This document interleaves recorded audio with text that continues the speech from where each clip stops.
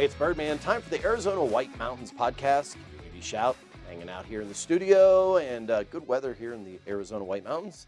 Starting out this morning, we're going to talk to Sue Campbell with Solterra Senior Living. Yes. How are you doing? Awesome. First of all, how are all the residents doing there? They're doing very well. We have no cases of COVID, and they're a little bit bored. They're a little bit bored. Yes. Okay. But spirits are good. Yeah. Okay. Yeah. And then they're starting to get vaccinations. Yes. So we have hope for getting back to some sort of normalcy. Very cool. Now you reached out to me. We're going to talk about the signs of something. 10 warning signs of dementia today. In fact, there's so many things that people ask me about, and I'm not able to get out in the community like I used to. So I appreciate being able to use Birdman Media to share information.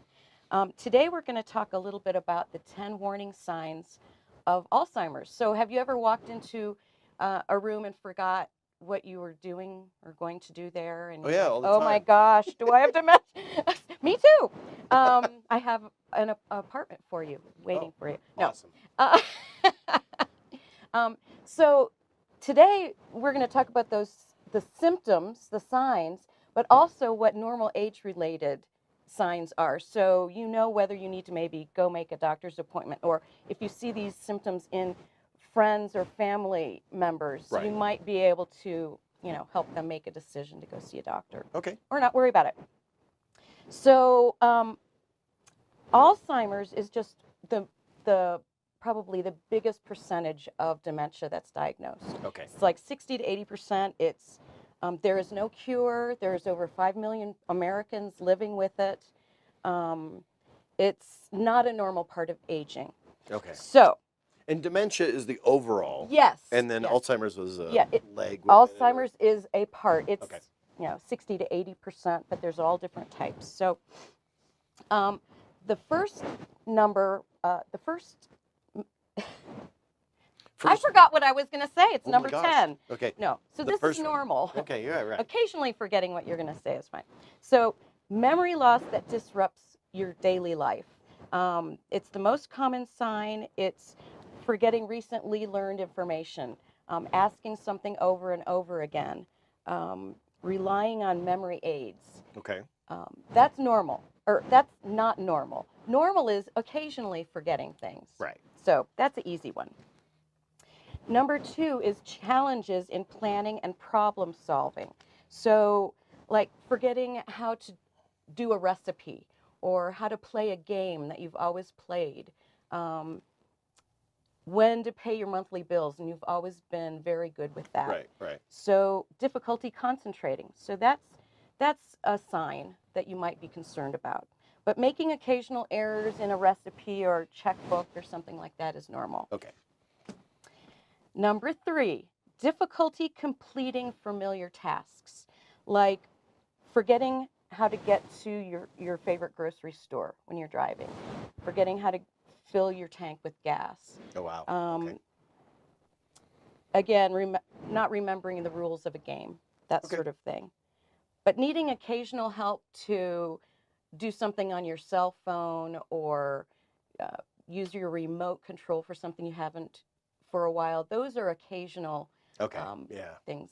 So that you don't have to worry about. So number 4 is confusion with time or place. And someone with dementia may lose track of what day it is, what season it is, how they got where they are, and what they're doing there. So those are real symptoms. But this isn't like coming back on a Tuesday after a long weekend and going, oh, isn't it Monday? That's not that. Right. Okay, cool. Right. Or someone who's retired, like all the people, all my residents, they don't know what day it is. Right. What day is it? Yeah. So, because every day is kind of the same. So, this one was new to me when I learned this. It's number 5. It's trouble understanding visual images and spatial relationships. That's a lot of words. Right. But I didn't realize with dementia you can lose your distance, judging distances. So depth perception? Really? Contrast, color, just vision problems, difficulty reading. So those are things that you can imagine how that would affect someone driving. Absolutely. Yikes. Yeah.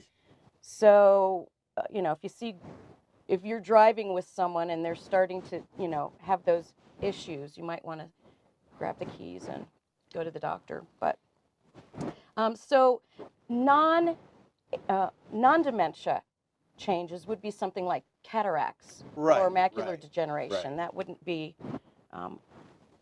dementia. Okay. So I've been doing this whole time. Number 6, new problems with words in speaking and writing.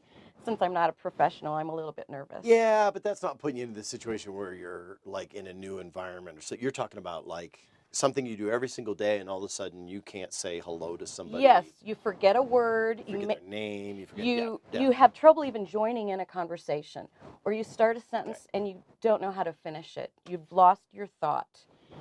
Having that occasionally is normal, or when you're on, a camera. Right. Yeah. But anybody in front of a camera, it immediately happens. So yeah. Yeah. So number 7 is misplacing things and not being able to retrace your steps to find them. Quite often You could also call that having children. Yeah. But anyways. Yes.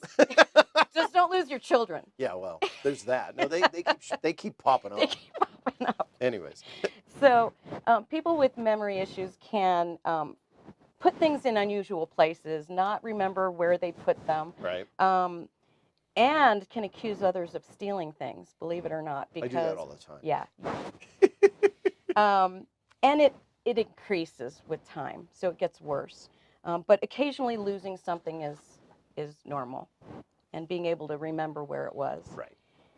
So number 8 is increasingly poor judgment. Couldn't that just be drinking a lot? I knew you'd have something for that one. I was waiting. This just sounds like something that happens at bars. I don't know why you're losing things. You don't know where you are. You can't speak. Oh, no, okay. Okay. I won't say anything there. But so changes in judgment and decision making. Yeah. Like with telemarketers, they may give money to them when they really shouldn't. And this is how older individuals get scammed. Yes. Because they're preying to these weaknesses. Yes, and they are. vulnerabilities. They are. Yeah. And like 1 in 3 people over age, whatever, I forget, have the early signs of dementia. Right. So they're easy prey. Okay. But they can also lose lose paying attention to their cleanliness or cleaning around their apartment or home. But making a bad decision every now and then is not dementia. Is not dementia. Okay. Good to know. Okay, number 9. 9. Number 9. Withdrawal from work or social activities. Yeah. So this is something I've seen in some of our residents as they age into a dementia situation. They'll shy away from being with their family and friends and doing hobbies and sports that they used to do. And I think a lot of it is because they themselves realize that they have something, that there's something wrong. Well, it's compartmentalization and it's regression because then they protect themselves. Yes, they're fearful, they're insecure. It's easier to not make mistakes in front of people. Right. But not wanting a break from family or friends or, things like that periodically is pretty normal. So all of these, it seems like, could happen. Mm-hmm. But it's more of a consistency of them happening. Is that what we're looking at? Exactly. Okay. Exactly. Yeah. And the last one is changes in mood and personality. And this means similar to number 9, where they're confused, they're anxious, they're depressed, fearful. They easily get upset when they're outside of their comfort zone. And their comfort zone is shrinking. It's shrinking. Yeah. There's nothing comfortable after a while. So changes in personality. So, like me, I can occasionally be upset if something disrupts my routine, but that's normal. It seems to me like all of us can do all 10 of these. Yes. Okay. Yes. And we may even do all 10 of these in a week. Yes. But that doesn't mean that we have dementia or Alzheimer's. Right. And that's why you're saying, but if you're seeing these consistently, that's when you go to get somebody some help. Talk to a doctor, or I'm going to have you put the Alzheimer's phone number. There's a hotline where people can call 24/7. It's master level social workers Awesome. on that line that they can help you. Or, yes, go see your doctor. It could be medication you're on. It could be anything else other than dementia, but it's good to get that information. Awesome. Thank you, Sue. So you're going to be coming Thanks. in and talking to us every other week or so Yeah, about things that are going on Yeah. and let us know what's going on. Yeah, and I might even bring in a special speaker, but there's all sorts of things people don't know about, like how they can live at Solterra if they don't have the money to pay privately. Right. We accept that Arizona long-term care system. How do I apply? What do I do if mom and dad are too not safe to live at home alone anymore? What do I do? Who do I call? So I like to be a great resource for that. Awesome. And thank you. Once again, Sue Campbell with Solterra Senior Living. Thank you very much. Thanks. Hanging out here in the studio. And now let's talk a little bit about fire and fire prevention. I've got with me my favorite fire prevention guy, Kirk Webb with Timber Mesa Fire and Medical. How are you? I'm doing good, thanks. Glad Good. to be on the show. Yeah. So let's start with we don't do time change in Arizona. Right. Ohio, I used to live, and Georgia, I used to live. We time change. Every time they do time change, they're like, "Oh, go change your batteries on your smoke detectors." We can remember because it happens, but so it's about time to do that, right? Right. And in the manufacturer specs, it says at least once a year to change the batteries. I know a lot of people will go with every 6 months, which is not a bad thing to do. So that's where that time change thing comes in. But when I'm actually teaching classes, I like to, it's like, come up with a date that you can remember to change those batteries. So give those battery, like for one example, it'd be Christmas time. Right. Give your smoke alarms a Christmas present of new batteries. Simple, easy one to remember. Or New Year's, it's New Year's. Well, we need new batteries in our smoke alarms. There we go. If you're going to do it twice a month or twice a year rather, you just come up with some date that helps you remember. New Year's, 4th of July, those exactly. Boom, boom. Yeah, okay. Right. We were just talking about memory issues, and now, of course, we're telling you to remember things. But Yeah. Well, I have 6 grandkids now. Wow. So I have that memory issue thing going on. So grandpa brain. I know, right? Cool. Now, so we were talking beforehand about smoke detectors, and you mentioned, or I asked, so how long do they last? Actually, Garrett was asking, like, hey, like mine still beep after that. Yeah, so sometimes you may have those issues where you got the beeping keeps going on even after you put brand new batteries in there. I would recommend taking that down to where you can look on the back side of that smoke alarm, and it'll have a date that it was manufactured. Okay. And if those dates are 10 years or 10 years older, and I can guarantee you if your smoke alarm is starting to turn yellow, I can pretty much guarantee you that that your smoke alarm is older than 10 years old. They didn't come that color, Garrett. Yeah. No. They Yeah. painted it. No. So they all come white, and a bright white, not a off-white or cream white or whatever, so if they start to turn that yellow faded color, they're pretty much guaranteed it's going to be 10 years or older. And when you're testing the alarms, think about it. This 10-year concept is because the way that they're built, they guarantee, because when we do the testing, we're only testing to make sure that the batteries are setting the alarm off. It's not testing the component that tells you whether there's smoke in the no, I cook every so often and test them. Don't worry. Yeah, there's actual testing happening. Yeah, burn the toast and that kind of stuff. The popcorn. Popcorn's a really common. We've always had a battery hanging out of it. Yeah, anyways.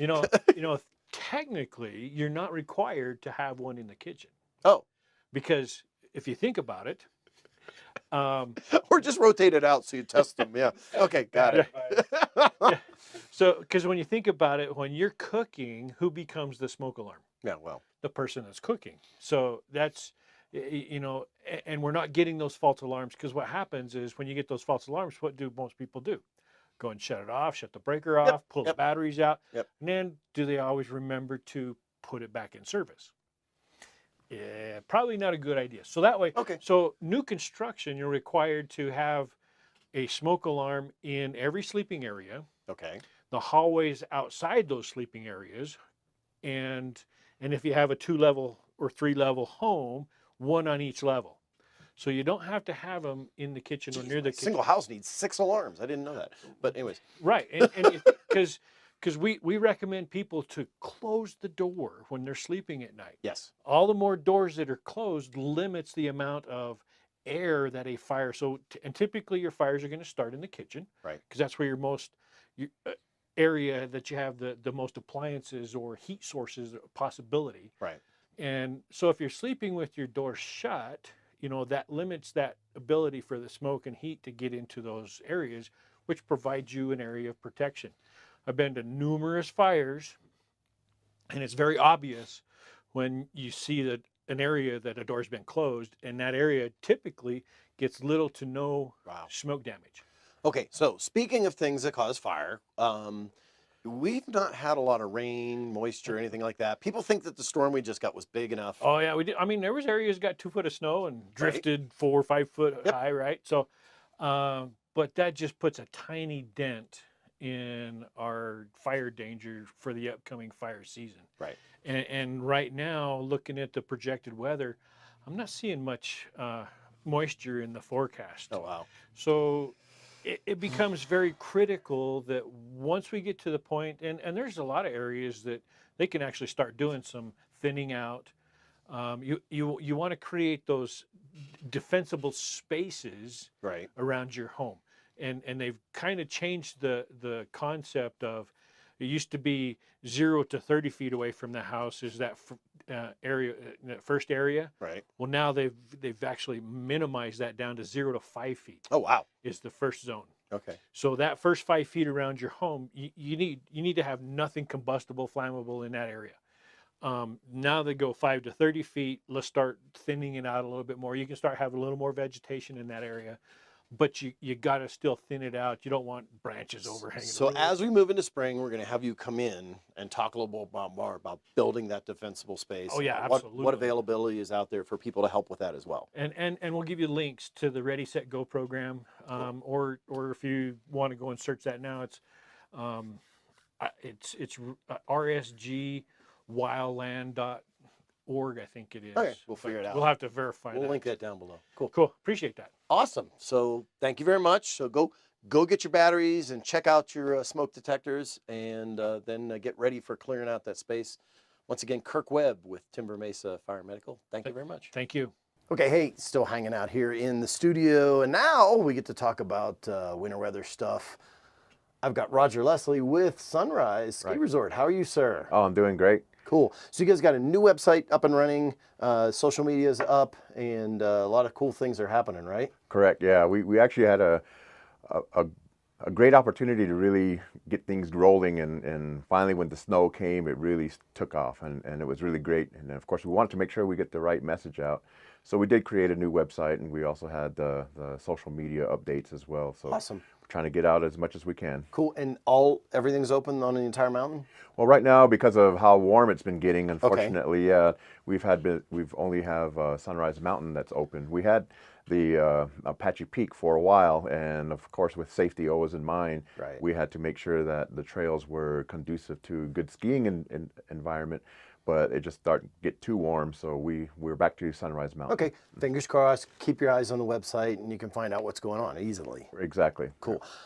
This weekend, kind of a cool thing happening here, huh? Yeah, as a matter of fact, when I first started with Sunrise, when the tribe called me up and says they wanted me to be up there to help get it started for the season, I was like, yeah, let's do it. Let's make it happen. And looking forward to, things that go on the mountain, a lot of excitement. Then it dawned on me, and it was brought to my attention that it's the 50th anniversary for Sunrise. And of course, all the things that we needed to do for operating, getting it going, holidays rolling around and doing everything. And it's like, wait a minute, we haven't even done anything to celebrate, So we started thinking about that. When would be a good time, instead of just throwing it up there and making it happen? We said, let's plan and try to get it going. But days have just been going by so quickly, and then we said, hey, the last President's Weekend, Valentine's Day weekend, 3-day weekend, it's like, hey, let's celebrate, let's make it happen. And so we have a couple of other items that we wanted to include, with on Saturday, we want to do a welcome address. We're going to have Apache crown dancers that will be coming in and doing a blessing of the property. And then, we are inviting other tribal dignitaries and, town officials to come up and just spend the day with us. This is the 50th anniversary. So we have the board chairwoman that will be doing a welcome address, as well as the chairwoman of the tribe, Gwendina Lee Gatewood. She'll be doing a welcome address as well. And then we have, of course, various festivities throughout the day. So and then the weekend as well. So it's the 50th anniversary of Sunrise. Now we just recently, so it's the 50th anniversary of Summit Healthcare as well, which is kind of cool. So Summit, you got this going on at Sunrise. The town of Pinetop Lakeside just did a video. You can actually look it up on their page that talks about the community part of it, of what happened when that all started to happen and how Sunrise came about and how it affected the overall area. Of course, we all benefit from the tourism that it attracts. Right. So we all want it to do well, and we all want good weather. So exactly, yeah. Awesome. And one of the things that really is exciting for me is being able to look at the history and hearing the story of how Sunrise actually came about was really interesting, because Chairman Loopy, the late Chairman Loopy, yes, he had that vision, and I guess he went and talked to the tribal council, and the council, not really understanding the economic opportunity and business growth and potential of a ski resort, was pretty hesitant. And so he actually took the council out to the location where Sunrise is currently at and told them what they were going to get into as a ski resort. Right. The council thought it was going on to Mount Baldy, which is, of course, the sacred mountain for the tribe. So he had to confirm and explain to them how it was going to be set up, and they said, let's do it. And then they started getting it going, and look at what it is today. Yeah, very cool. It's actually the most searched ski place in Arizona. Don't know if you knew that. No, I did not, but that's good to know. Cool. Yeah. So on Saturday, the 13th, you've got a rail jam, a terrain rail jam, and people can win stuff, right? Right. We have cash prizes, and we also have awards that are going to be donated from local ski shops. Like we have Chrissy's ski shop, we have Snowers Edge, or Skier's Edge, excuse me, and Arizona Snowboarders. They've contributed to help put in for it. And then, of course, Sunrise will be contributing cash prizes for the adult category. So awesome. We have two separate categories, the kids and then the older adults. Okay, and then you can come up and watch it, of course, as well, right? Oh, yes. And we are trying to put the terrain trail right close to the Bunny Hill, so that way people can see it right there from the main lodge area. Very cool. Anything else that we need to know about going on this weekend or at Sunrise in general? Right. We have the day full of activities with the contest going on, the competition, but we're actually working on getting night skiing set up for that night as well. So after we're done at 4 o'clock, at 4:30, we'll be allowing people to get up on the mountain and night ski. And then as the sun sets and it gets dark, we're actually going to be doing fireworks as well as a celebration. We will have a shortwave radio so we can be able to play music and talk about things that are happening up at Sunrise. And we do have it to where that will be the fireworks attraction, and then we continue on with the night skiing throughout the rest of the night, up until 8 o'clock. And then Sunday we have Valentine's Day. Of course, we have all the celebration, and we have the various prizes and things that we want to give out for not only those that are couples, but even those that are single and want to come out and hang out and mingle. Awesome. We definitely want to make them inclusive of various prizes and awards that we can give out. And a lot of that's going to be donated certificates for dinners or wine tasting or what have you here in Pinetop and Show Low area. So cool. The prizes are not just only Sunrise specific. It's inclusive of all the White Mountain. And then on Monday, which is President's Day, we are actually going to do a retro 50s theme, or because we opened in 50 years ago, it was 1970s. Right. So we're going to do a 70s theme, nice. I should say. And of course, my staff has convinced me that I should be dressing up as well. And so I'm getting my attire put together for a 70s view, but we also have competitions, dress-up competitions of 70s for customers as well as employees. We're also doing a scavenger hunt throughout the property of having various clues that are be given out to customers that can go collect the clues and then bring them back and then see what kind of prizes they've been able to win. In addition to the Monday with I'm sorry. All the events and activities. Yeah, with the activities that are going on, one of the things that we wanted to do is, because it's retro, is we're doing everything in 50s. Oh, wow. Okay. So even the first 50 transactions of the day will actually receive Sunrise's opening price. Oh, wow. So instead of coming in paying the regular price of today, There's going to be a lining up out there. There's going to be a 50s pricing, and it'll be for the first 50 transactions. And then everything else will be 50s, you know, at the day lodge for food purchases, for coffee purchases, pizza slices. Every 50th will be able to have some kind of discount associated with that purchase. So the more people come up, the more opportunities that people will have to, you know, benefit and the opportunities of discounts, you know, for Sunrise. And that's our way of just saying we really appreciate and we are thankful for the locals, and we want to have an appreciation day for our locals. Very cool. Hey, thank you very much for that. Right. Once again, Roger Leslie with Sunrise Ski Resort, and it's sunrise.ski. Don't put any .com after that, just sunrise.ski, and check out what's going on up there. Hey, that's going to be it for this week's Arizona White Mountains podcast, Community Shout. Lots of things going on. So, you know, if you're bored, you want something to do, come on up here and have some fun. I'm Birdman, and as I always say, if I don't see you around town, I'll catch you right here on the web. It's a wrap.